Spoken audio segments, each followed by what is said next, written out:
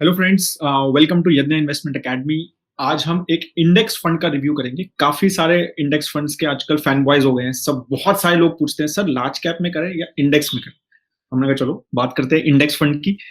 और index fund में भी लोगों का फेवरेट इंडेक्स फंड, अभी तो पता नहीं कितना फेवरेट है, लास्ट 2 साल में परफॉर्मेंस नहीं रहा है लेकिन 2 साल पहले तो बहुत फेवरेट था निफ्टी नेक्स्ट 50। बहुत फेवरेट फंड था, बहुत बातें होती थी निफ्टी नेक्स्ट 50 की। ठीक है, और तो उसके बारे में डिटेल में बात करेंगे। आपको मैं ये बताना चाहता हूँ कि हमारी मेथोडोलॉजी ऑफ निफ्टी मतलब फंड्स की, या आप जो इंडेक्स फंड्स की बात करेंगे या ईटीएफ्स की बात करेंगे, वो थोड़ी डिफरेंट है इक्विटी फंड्स की। उसके बारे में भी बात करेंगे कि हमारा एनालिसिस कैसे थोड़ा डिफरेंट हो जाता है, रेटिंग्स भी हम थोड़ी डिफरेंटली देते हैं, तो वो भी हम डिस्कस करेंगे। तो परिमल, क्या लगता है आगे कैसे बढ़े हैं? आपको कुछ टारगेट पहले हाँ वगैरह? यस आई थिंक वो तो होना चाहिए अभी, बिकॉज क्वालिटी कंटेंट का वादा हम पूरा कर रहे हैं, तो लाइक शेयर और सब्सक्राइब का वादा हमारे सब्सक्राइबर्स कर रहे हैं हमसे। तो एटलीस्ट राइट। 500 लाइक्स तो इस इंडेक्स फंड पे होने चाहिए। नॉर्मली फंड रिव्यूज वगैरह यहाँ पे इंटरेस्ट कम होता है लोगों को चाहिए भाई स्टॉक्स चाहिए, हमें स्टॉक्स बताओ कुछ ऐसे, मजा मजा आए हमें। तो वो वहां पे उस थॉट प्रोसेस से तो ये वीडियो नहीं है। सो इट्स एन हाँ, इंडेक्स फंड रिव्यू। सो एक 500 लाइक्स का टारगेट लेके हम चल सकते हैं। मुझे पूरा भरोसा है हमारे सब्सक्राइबर्स पे कि वो कंप्लीट करेंगे यहाँ पे। तो यहाँ वो भी बताएंगे कि इंडेक्स पे इन्वेस्ट कर रहे हैं, तो ये एक निफ्टी नेक्स्ट 50 एक जो इंडेक्स है, इसको सिर्फ रिटर्न पॉइंट ऑफ व्यू से नहीं, रिस्क पॉइंट ऑफ व्यू से भी हम कैटेगराइज करेंगे अच्छे से कि राइट। एग्जैक्टली कहाँ प्लेस होता है। जैसे large cap, mid cap, multi cap, small cap, तो ये इसमें इस पर्टिकुलर फंड की रिस्क कहाँ है, ये भी हम हमारे इन्वेस्टर्स को यहाँ पे समझाएंगे। बिल्कुल बिल्कुल बिल्कुल। तो मैं शेयर करता हूं अपना presentation so that yes everyone can see it. तो दिख रहा है आपको सबको यहाँ पर यस होपफुली मेरा प्रेजेंटेशन। तो जैसा मैंने बताया, निफ्टी नेक्स्ट 50 के बारे में बात करेंगे और उसका कंपैरिजन करेंगे निफ्टी 50 के साथ और लार्ज कैप कैटेगरी के साथ भी। लार्ज कैप कैटेगरी क्या मतलब? लार्ज कैप कैटेगरी मींस जो एक्टिवली मैनेज, जो fund managers directly actively manage करते हैं, वो सारे फंड्स का हमने एक एवरेज निकाला है और उसके साथ कंपैरिजन करेंगे। निफ्टी 50 और निफ्टी नेक्स्ट 50 दोनों एक लार्ज कैप इंडेक्स है। लार्ज कैप मींस निफ्टी 100 मतलब टॉप 100 कंपनीज इंडिया की। Nifty 50 top 50, Nifty next 50 50 first से लेके 100 कंपनी। तो वो उसका एक इंडेक्स है, सिंपल है, ज्यादा कुछ कॉम्प्लिकेशन है ही नहीं। तो ये रहेगा हमारा वीडियो फ्लो, और इससे आपको थोड़ी सी हमारी मेथोडोलॉजी भी पता चल जाएगी कि हम किस तरह से इंडेक्स और ईटीएफ्स का रिव्यू करते हैं। जैसा बताया मैंने आपको कि 2 सेक्शन में एक डिवाइड होगा रिव्यू। फर्स्ट हम मेथोडोलॉजी के बारे में करेंगे। फर्स्ट सेक्शन में बेसिकली हम इंडेक्स, ओवरऑल इंडेक्स के बारे में बात करेंगे। तो मेथोडोलॉजी इंडेक्स की कैसा बनता है, क्या है थॉट प्रोसेस उसके बिहाइंड, रिटर्न्स उसके, कैलेंडर, ट्रेलिंग और रोलिंग रिटर्न्स के बारे में बात करेंगे। टॉप 20 स्टॉक्स देखेंगे उसके, और सारे स्टॉक्स आपको एमएफ यज्ञ की वेबसाइट पे मिल जाएंगे। ये सारा डेटा जो है mfyajna.in से ही लिया गया है। वहां पर बहुत सारे हमने इंडेक्स फंड्स और ईटीएफ्स रिव्यू किए हुए हैं। तो अभी हम टॉप 20 स्टॉक्स के बारे में बात करेंगे, वहां पर 50 आपको वहां दिखेंगे। सेक्टर एलोकेशन ट्रेंड देखेंगे और रिस्क रेशियोज के बारे में बात करेंगे, ये सब। तो ये तो हो गया इंडेक्स के बारे में। अब क्या है कि बहुत सारे फंड्स और ईटीएफ इस इंडेक्स को फॉलो करते हैं, राइट? तो उसमें से अभी कौन सा चूज करें, वो भी क्वेश्चन आ जाता है। आपने डिसाइड तो कर लिया यार मेरे को निफ्टी नेक्स्ट 50 पसंद है, अब मुझे इन्वेस्ट करना है, तो अब ईटीएफ में करूं या इंडेक्स फंड में करूं, वो क्वेश्चन फर्स्ट। फिर ईटीएफ में करूं तो कौन सा ईटीएफ में करूं, इंडेक्स फंड में करूं तो कौन से में करूं। तो उसका भी एनालिसिस हमने यहाँ किया है वेरियस पैरामीटर में कि एसेट अंडर मैनेजमेंट क्या है, वॉल्यूम क्या है, एक्सपेंस रेशियो क्या है, ट्रैकिंग एरर क्या है। क्योंकि रिटर्न्स तो वैसे ही रहने वाले हैं जो इंडेक्स के, ऑलमोस्ट सिमिलर रहेंगे, थोड़ा बहुत फर्क होता है। बाकी जो डिफरेंस है, जो सेपरेट जो पैरामीटर है, वो हम यहाँ डिस्कस करेंगे। तो शुरू करते हैं परिमल, यहाँ पर फर्स्ट अपना मेथोडोलॉजी से। ठीक है, यस तो सिंपल है बहुत ही मेथोडोलॉजी की। अगर आप देखेंगे तो इंक्लूजन मींस कौन कौन से स्टॉक्स इंक्लूडेड हैं। Stocks should be part of Nifty 100, तो बहुत सिंपल है, निफ्टी 100 का पार्ट होना चाहिए। वैसे देखा जाएगा तो ये रेसिडुअल काइंड ऑफ इंडेक्स है कि जो राइट। निफ्टी 50 से निकाल दिए जाते हैं और जो स्मॉल के मिड कैप से निकाल दिए जाते हैं वो इस पर्टिकुलर इंडेक्स में चले राइट। आते हैं। सो रिस्क का, जैसे मैंने आप लोगों से आपसे बात की थी पहले कि रिस्क पॉइंट ऑफ व्यू से ये फंड एग्जैक्टली ये इंडेक्स कहाँ पे आता है, तो जैसे आप लोगों ने देखा होगा कि जब निफ्टी 50 की हम बात करते हैं तो it's a pure large cap, मतलब टॉप 50 लार्ज कैप कंपनीज के बारे में बात करते हैं। तो वहां पे कंसंट्रेशन तो रहेगा ही रहेगा। टॉप 5-6 स्टॉक्स ही 40-50% का एलोकेशन लेके बैठ जाते हैं। Right. और यहाँ पे निफ्टी 50 में अगर आप देखोगे तो एक aggressiveness compare to your large cap, and I am making a bold statement, even compare to multi cap also it is aggressive index. Reason मैं बताता हूँ, बिकॉज अगर आप मल्टी कैप फंड्स के आज के पोर्टफोलियोज देखते हो तो अराउंड 60-70% लार्ज कैप स्टॉक्स उसमें इंक्लूडेड है, जो most of them are from Nifty 50। तो Right. वहां पे एग्रेसिवनेस जो है वो कम हो जाता है, even it is a multi cap fund. But this fund, जब हम रिटर्न्स की बातें करेंगे तो वहां पे ये क्यों जब परफॉर्म करता है तो बहुत जबरदस्त तरीके से आउट परफॉर्म करता है, और जब अंडर परफॉर्म करता है तो वो भी अंडर परफॉर्मेंस खराब होता है, बहुत ज्यादा होता है। तो वो Right. क्यों होता है? वो उस रीजन की वजह से, because this particular fund do not have any choice. उनको एग्रेसिवली ही, मतलब जो मिड कैप से लार्ज कैप बने या फिर लार्ज कैप से वापस थोड़ा सा second version of large cap बने हैं निफ्टी नेक्स्ट 50 में, तो वहां पे एग्रेसिवनेस जो है वो बहुत ज्यादा है। डाइवर्सिफिकेशन का कोई ऑप्शन अवेलेबल नहीं है अगर रिस्क मिटिगेट करनी है तो, बिकॉज इट्स एन इंडेक्स। तो इसको अपने मेथोडोलॉजी के हिसाब से ही फॉलो करना पड़ेगा। That fund manager will not have any option to change the stocks in this particular index. तो ये बहुत इंपॉर्टेंट है। इसीलिए जब हम बात करते हैं निफ्टी नेक्स्ट 50 की, तो एग्रेसिवनेस में इस पर्टिकुलर इंडेक्स को, इस पर्टिकुलर फंड को लार्ज कैप और मल्टी कैप के ऊपर रखना चाहिए एग्रेसिवनेस पॉइंट ऑफ व्यू से, and that's why you are getting more returns. Because ये इंक्लूजन एक्सक्लूजन के हिसाब से मुझे वही लगा कि ये एग्रेसिवनेस थोपा गया है इस पे, जो इसको फॉलो करना ही पड़ेगा। बिल्कुल। और बहुत अच्छी आपने बात बोली मल्टी कैप की भी। तो अगर आप कोई भी फंड देखते हैं परिमल, लार्ज कैप या मल्टी कैप, तो टॉप सिक्योरिटीज क्या है? Reliance, HDFC bank, HDFC limited, ICICI bank, TCS, right? तो यही सबके होते हैं। मतलब एक आध दो किसी में है, एक आध दो नहीं है, बट मेजरली यही सबके मोस्टली टॉप 5, टॉप 7, 8 में से रहते हैं। तो यही चीज डिफरेंस है कि निफ्टी नेक्स्ट 50 में एक भी नहीं है ये सब स्टॉक्स, राइट? तो ये बहुत ध्यान रखना है आपको कि आजकल तो मिड कैप में भी है परिमल ये सब चीज। हाँ नहीं, वो तो है, ऑप्शन उनके पास अवेलेबल है। वो लिक्विडिटी मैनेज करने के लिए या कुछ ना कुछ डाइवर्सिफिकेशन करने के लिए they have the choice. But Nifty next 50 is a pure aggressive kind of fund. इसका aggressiveness is much much higher compare to large cap fund और अ निफ्टी 50 इंडेक्स और अ मल्टी कैप फंड। ये मुझे बिल्कुल ऐसा लगता है। जब परफॉर्मेंस हम बात करेंगे तो वहां पे वो पॉइंट्स प्रूव भी हो जाएंगे हमारे। बिल्कुल। और हमने फ्रैंकलिन प्राइमा की जब बात की थी तो मेरे को याद है कि इसका टॉप सिक्योरिटी एचडीएफसी बैंक था। तो वो आपको याद रखना है, इसमें नहीं है। हो भी नहीं सकता और कर भी नहीं पाएगा वो कभी। बिल्कुल, हाँ। तो ये चीज का बहुत इंपॉर्टेंट पॉइंट आपने रेज किया यहाँ पर। और 2 बार ये रिव्यू होता है साल में। तो मतलब ये तो क्या रिव्यू होता है, जैसे बोला कि मार्केट कैपिटलाइजेशन के हिसाब से चेंजेस होते हैं, तो वहां पे जैसे जैसे वो चेंज हो जाएंगे वो आ जाएगा। बिल्कुल। तो मार्केट कैपिटलाइजेशन के हिसाब से ये दोनों मतलब निफ्टी 50 और निफ्टी 100 बने हुए हैं, और उसके हिसाब से ही निफ्टी नेक्स्ट 50 बना हुआ है। जैसा कि बोला गया, एक रेजिडुअल टाइप का फंड है, राइट? अब हम बात करते हैं रिटर्न्स की। स्टार्ट करेंगे कैलेंडर रिटर्न्स से, जो बोला मिस्टर अडे ने कि कैसे ये फंड जो है जब परफॉर्म करता है तो बहुत अच्छा करता है, और जब नहीं करता तो नहीं भी करता। तो ये आपको क्लियरली दिखेगा। 2011 में बहुत खराब परफॉर्मेंस, और 2012 में देखो तो लोगों ने कहा कि भाई यही लेना है। 2018 में जैसे मैंने बोला कि 2 साल पहले बहुत फेमस फंड था, बहुत फेवरेट फंड था सबका। क्यों? वो आपको दिख रहा है। 2012 की परफॉर्मेंस देखिए, 2014 की देखिए, 2015 की, 16 की, 17 की, कंसिस्टेंटली निफ्टी 50 और लार्ज कैप कैटेगरी से बेटर परफॉर्मेंस दी है इस फंड ने कंसिस्टेंटली 4-5 साल। और इसीलिए 2012 टू 2017 मुझे ऐसा लगता है ये स्मॉल और मिड कैप की तरह चला हुआ फंड है ये। बिल्कुल। और उसी में सबका पसंदीदा हो चुका था वो। तो जैसे हमने देखा था 2018 में जो म्यूचुअल फंड के रॉबिनहुड इन्वेस्टर्स आए थे, उन्होंने small cap mid cap funds को चूज किया था, and this was one of the funds जिसको भी बहुत सारे इन्वेस्टर्स ने चूज किया था इन्वेस्टमेंट्स के लिए।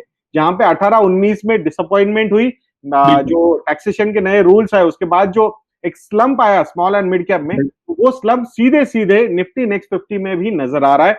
अभी भी अगर आप देखोगे रिसेंट मंथ्स के रिटर्न्स, तो वहां पे जैसे small and mid cap fund indices और funds are performing, so this particular fund is also, or index is also performing to that level. So that is an interesting thing which we need to see in coming years.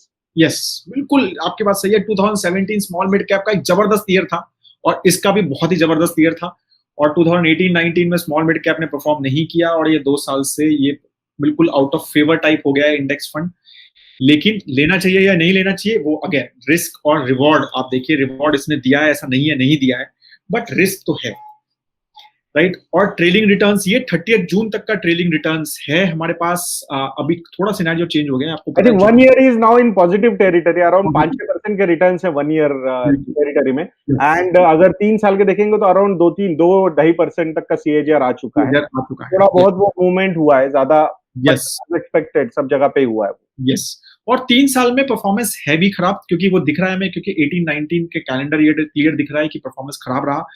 लेकिन 5 years और 10 years हम चले जाते हैं तो performance जो हमारा 17 वाला है और जो 2014 वाला जो अच्छा परफॉर्म किया, उसका यहाँ पर इम्पैक्ट दिख रहा है। तो इसलिए दोनों से पॉजिटिव है, निफ्टी 50 से भी और लार्ज कैप कैटेगरी से भी, दोनों से बेटर परफॉर्मेंस है लॉन्ग टर्म में।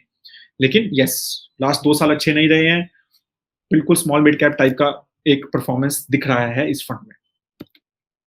रोलिंग रिटर्न के बारे में क्या बोलेंगे, यहाँ पर बहुत ही इंटरेस्टिंग एक ट्रेंड दिखता है कि समझ में आ जाता है, this particular fund is not for 3 to 5 years, this particular fund is for more than 7 years। मैं तो ये यस, बिल्कुल कैटेगरी काइंड ऑफ रिस्क है इस फंड में, तो इसीलिए इन्वेस्टमेंट होराइजन जो होना चाहिए वो 7+ years ही होना चाहिए अगर कोई इस पर्टिकुलर इंडेक्स में इन्वेस्ट करना चाहता है तो। और ये एक्सपेक्ट कर सकते हैं कि आप 14 से 18% का एक एवरेज टाइप का रिटर्न इस फंड से एक्सपेक्ट कर सकते हैं अगर आप 7% प्लस करेंगे तो। आप ये देखिए, और वर्स्ट इसने 11% रखा है और बेस्ट 20% रखा है 7 इयर्स में, तो काफी अच्छा रिटर्न है मेरे ख्याल से 7 साल के हिसाब से। एक इंडेक्स फंड वैसा रिटर्न दे रहा है तो बहुत ही अच्छा रिटर्न दे रहा है मेरे हिसाब से। और मुझे ऐसा लगता है कि यहाँ पे आने वाले समय में व्हाट वी शुड डू, कि जैसे हम लार्ज कैप कैटेगरी के एवरेज इसके साथ कंपेयर करते हैं, तो we should add multi cap category average also with this fund. So I think that will also give us a lot of idea. So that is a feedback from my side to MF कि अगर वो हम include कर सकते हैं, because risk point of view से मुझे लगता है ये काफी एग्रेसिव फंड है। बिल्कुल बिल्कुल सही बात है। ठीक है, अब टॉप 20 स्टॉक्स देखें यहाँ पर, तो एक क्लियर ट्रेंड जो बिना मतलब स्टॉक्स को बिना देखे दिख रहा है वो है कि सबसे बड़ा जो स्टॉक है, अभी तो एचडीएफसी लाइफ जो है निफ्टी 50 में चला गया 30 जुलाई को, ये 30 जून तक का डेटा है। बट वैसे अगर आप देखेंगे तो सबसे बड़ा जो एलोकेशन है वो सिर्फ 5.4% का है, और निफ्टी 50 में जो सबसे बड़ा एलोकेशन है वो है, में अगर हम बात करेंगे तो 16% के ऊपर जा चुका है रिलायंस इंडस्ट्रीज। बिल्कुल बिल्कुल analysing that, so top stocks जो है सेंसेक्स में, they are contributing 53.7% to the Sensex, 53.7% in top 6 stocks.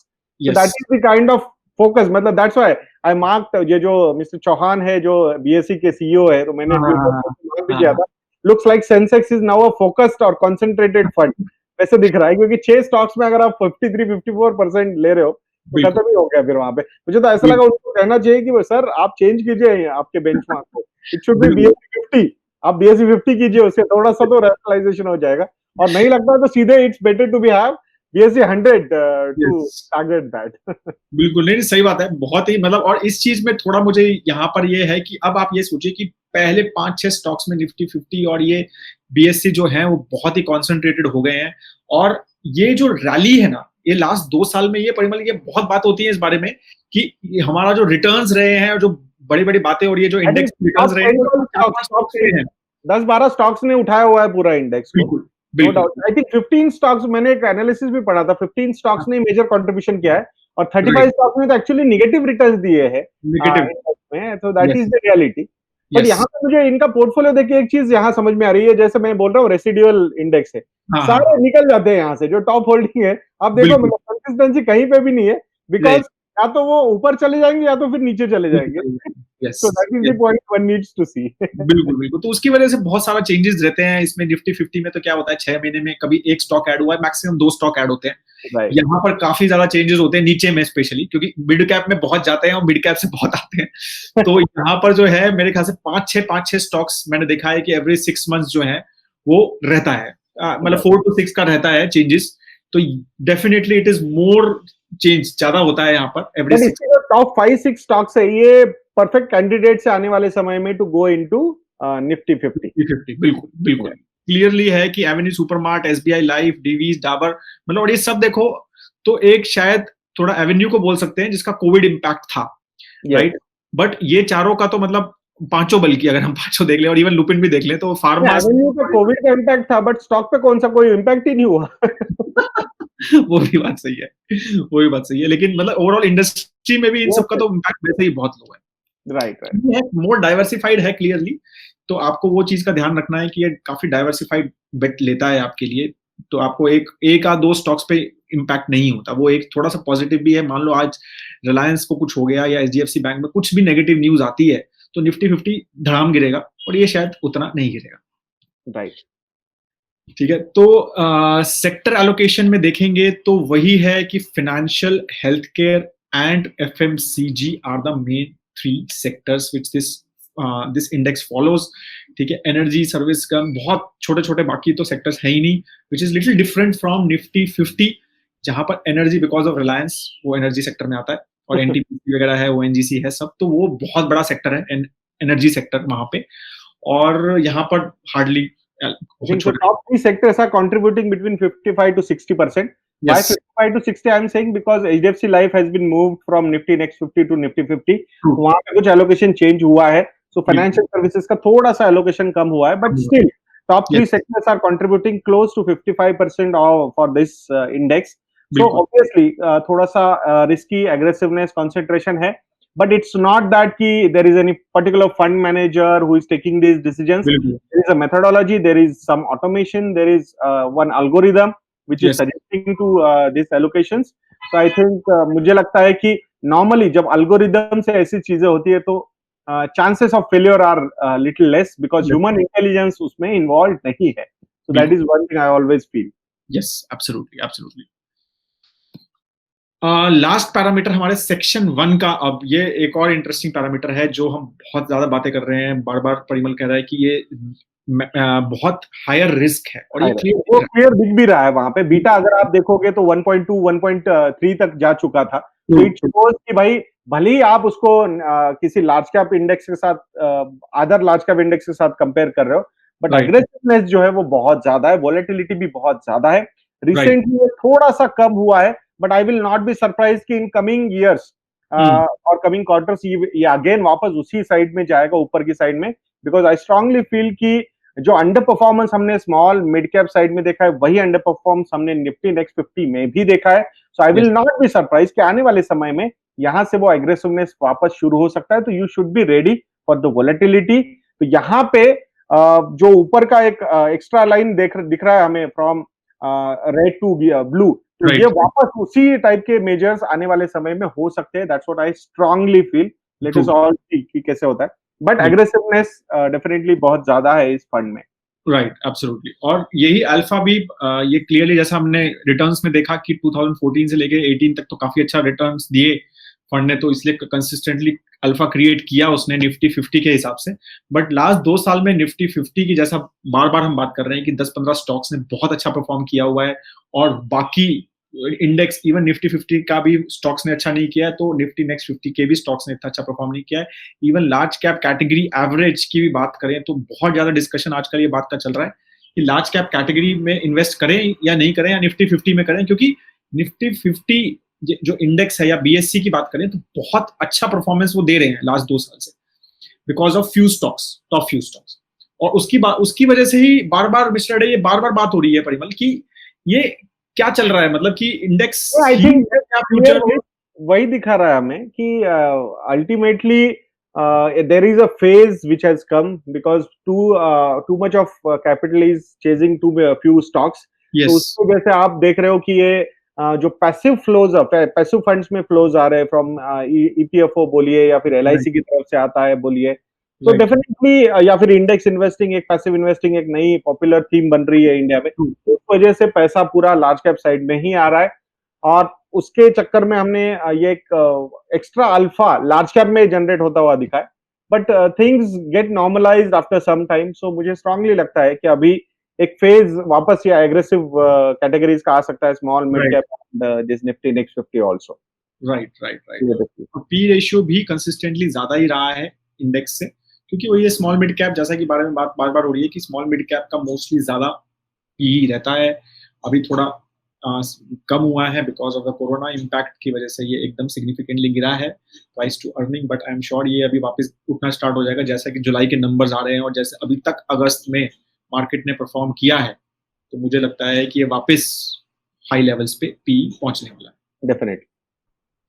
तो ये था हमारा सेक्शन 1 कंप्लीट। अब हम बात करेंगे कि अगर आपने डिसाइड कर लिया है कि यार ये फंड अच्छा, ये इंडेक्स अच्छा है, इसमें मैं इन्वेस्ट करना चाहता हूँ, तो अब आप सेक्शन 2 में जाइए। आपको बताएंगे कि कौन से इंडेक्स फंड में या ईटीएफ में आपको इन्वेस्ट करना चाहिए अगर आपने ये डिसाइड कर लिया है कि यार ये इंडेक्स मेरे लिए है, मेरी प्रोफाइल के हिसाब से है and I want to invest in this.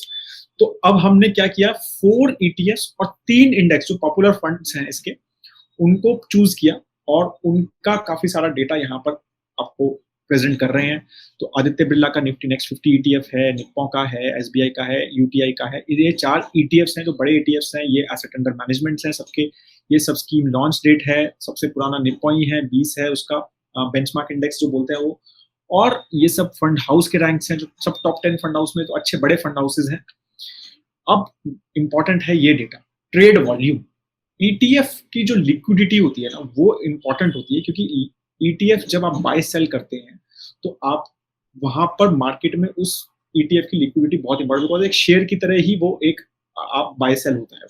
तो अगर आपको सेल करना है ईटीएफ तो वो एक शेयर बन जाता है, मतलब वो एक अलग से अपना यूनिट बन जाता है। तो आपको कोई बाय करना है तो there has to be some seller जो पूरा का पूरा ईटीएफ आपको बेचे।